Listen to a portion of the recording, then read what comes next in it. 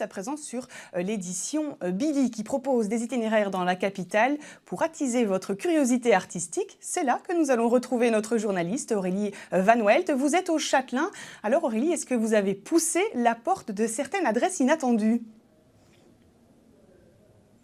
Eh bien oui, Adeline, et parmi ces adresses inattendues, il y a cette galerie, la galerie Huberti et Brenne, dans laquelle je me trouve ici. On trouve une quarantaine d'œuvres d'un collectionneur anonyme, des œuvres sur la bande dessinée avec des maquettes de Lucky Luke, vous l'avez vu, des Schtroumpfs, mais également une couverture un peu particulière, celle de Tintin. Marc Brenne, vous êtes cofondateur de cette galerie. Alors, qu'est-ce qu'on peut dire de cette couverture ? Mais regardez cette couverture, c'est Tintin évidemment et son univers. Nous sommes en 1942. Et regardez ce trait qui est d'une modernité à toute épreuve, complètement intemporelle, ce qui fait les grandes signatures justement des grands artistes d'hier et de demain. Alors en quoi on peut dire que cette galerie, elle est typiquement belge ? Typiquement belge d'ailleurs, d'abord parce que ces deux propriétaires sont typiquement belges, voilà.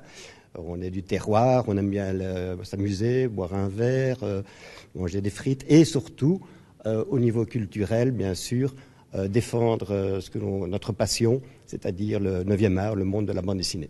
Alors, vous êtes installé au Châtelain depuis quelques mois. C'est quoi le petit plus de faire partie du parcours Billy ?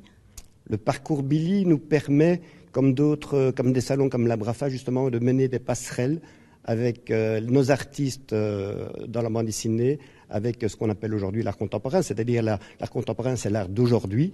Et je pense qu'avec 5000 nouveautés tous les ans, je pense que la bande dessinée, effectivement, mérite son appellation d'art contemporain.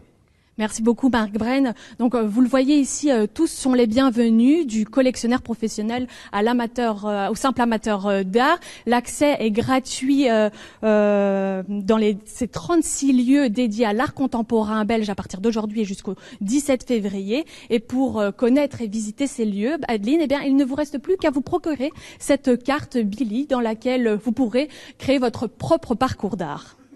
Merci Aurélie pour ces bons conseils. Aurélie Van Welt en direct du Châtelain.